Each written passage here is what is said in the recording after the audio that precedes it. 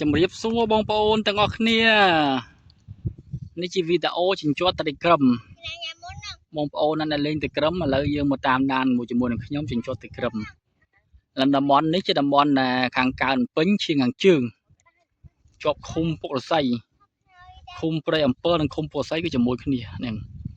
នេះបងណាយើងសបោដល់អ្នកដើមដូចដាក់ក្រៃចឹងហើយមុតអាហ្នឹងវាចិត្តកន្លែងកាប់ផ្លោកនេះមិញខ្ញុំមកប្រើវិញបានច្រើនគួសមដែរមកវីដេអូមិញគឺបានគួសមខ្ញុំដាក់មកវីដេអូមិញបាននេះបងណានេះបងមើលមកនេះchờ nó muốn nó lốt á, bộ thầy khmer là dân bắt cướp lốt anh thúng à, mua giờ mẹ cái lẩu cay, cái lẩu pai, cái lẩu ha là chỗ à, chấm rau này,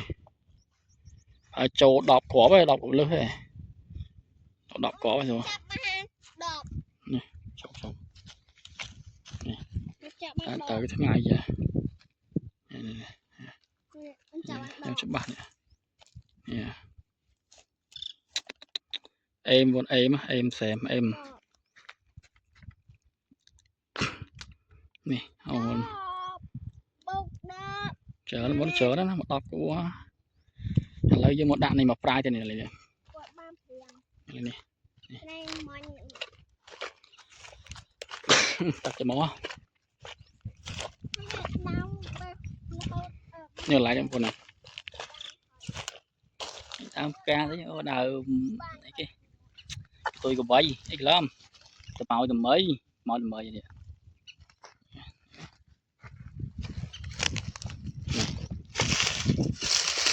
còn tạm một fry cho xanh đó còn một lao đó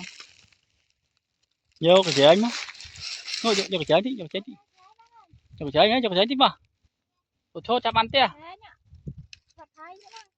cho cái chơi mà cái chơi mà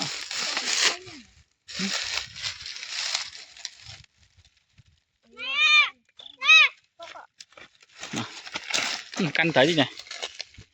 tới đi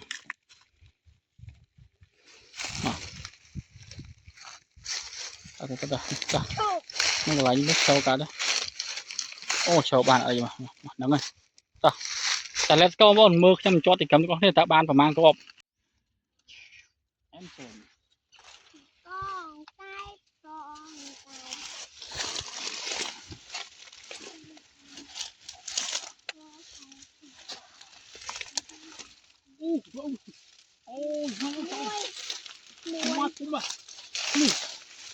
cái chén bay cái chén cho hát khung rồi bay cái chén mà anh vô thì cấm mà nó bón này ơi bay cái chén này vào ôn mà còn nhiều này sẽ đi cấm nó nữa nhưng ngoài chỗ ô mà lần này lên thì cấm khơi giờ lạnh cái này đó ơi này không lên thì cấm á khơi giờ lạnh rồi nè ô mà lần ơi này pi cái trái prách mùi chọc chạp luôn cơ trong con xô nó ta cây tức ngay nha canh giao thấy à ta cây tăng nhâm thấy nhé châu hao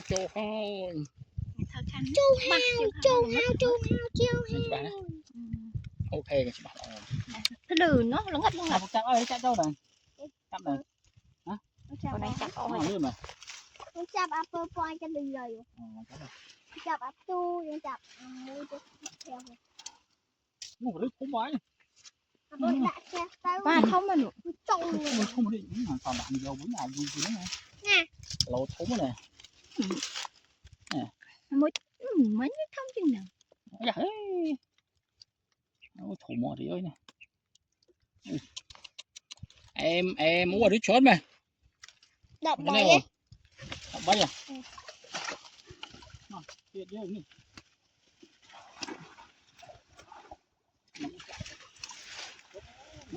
bay mùi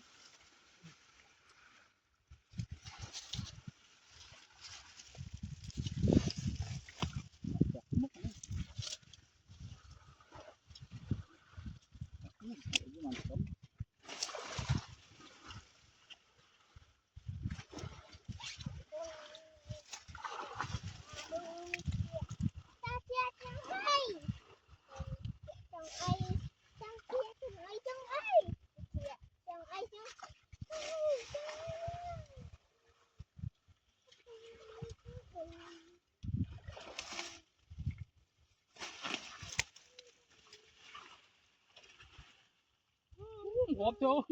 không nữa bộ có mua nha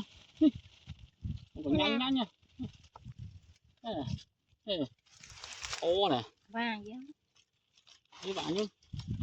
tụi đó tụi gì đó đó tụi play vậy đó cái mình nhỉ mình qua cái đầu này mình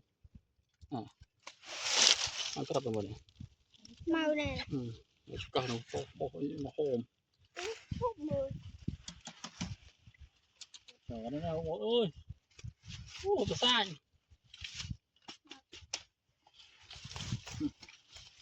mặc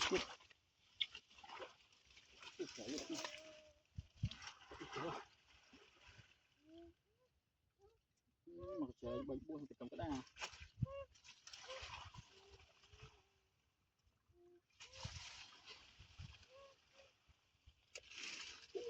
không trường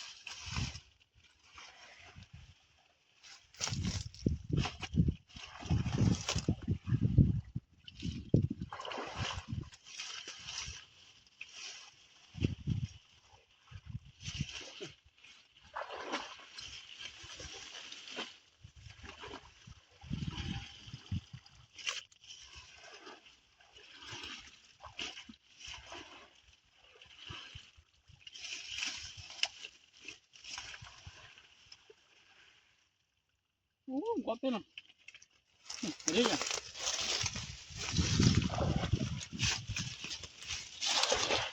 bắt đầu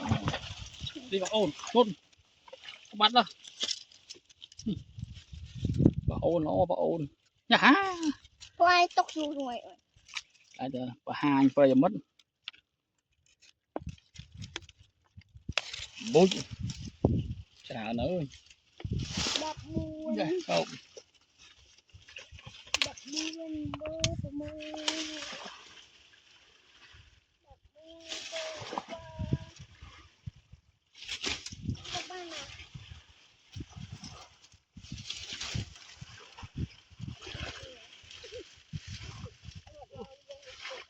không đó nè mà quay được luôn nó quay không được nó quay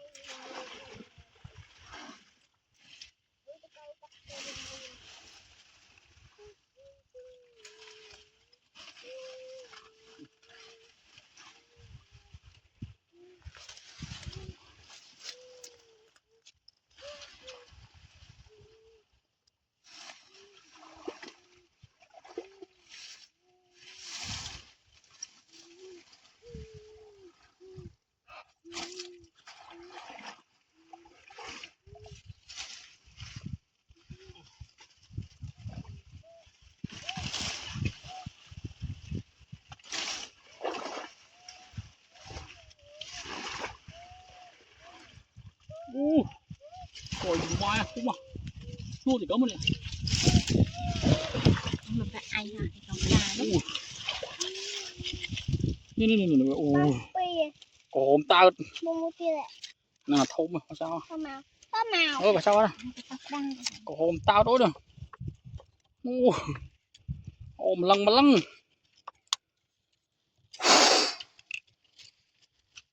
ôm tao ta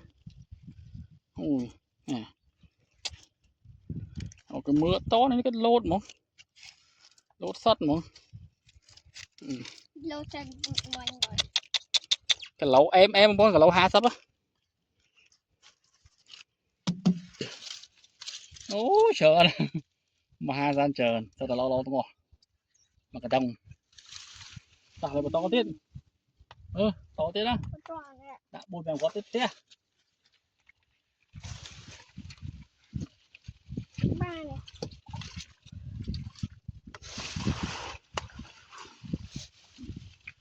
nào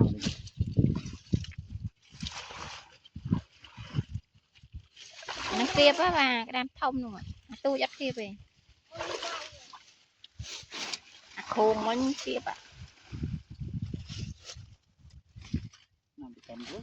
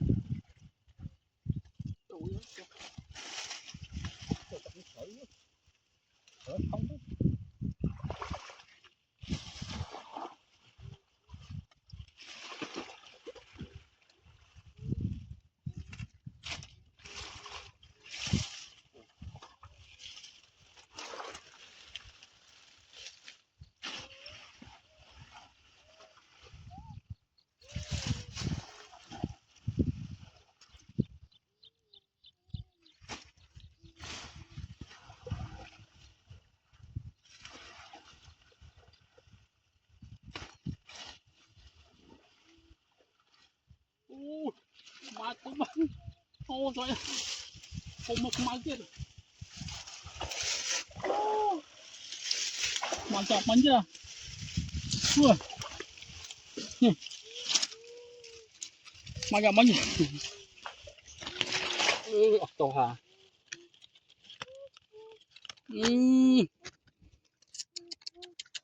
nó mơ gì cái gì cầm này mơ chích Mày trong ba thấy nó khoăn đấy nha. ồ mẹ ơi sọc này ha sọc thì cầm mua thì cầm chưa sạch thì cầm quá cầm khang khang này nó quá Con khuyên thầy. Cái này ạ. cái lẩu em ơi sao chừng mực chưa à nô chào cho rào đúng trốn mẹ thảo bán Bạn phơ. đi gót tiếp bán đi gót tiếp tiếp ôi nó có mở ốp đồ cái gì một đó nó một đồ nào cũng một đồ nhưng ăn những phi gót tiếp ôi người ta nào có thể cấm nó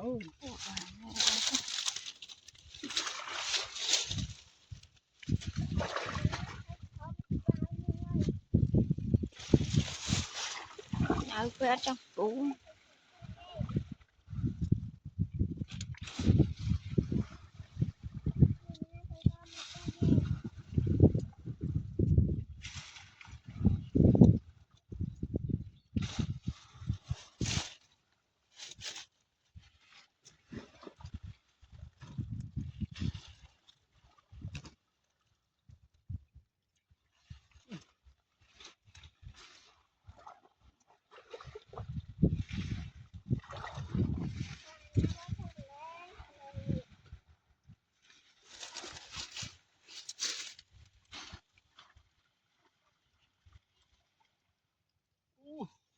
gót ơi mặc crop ơi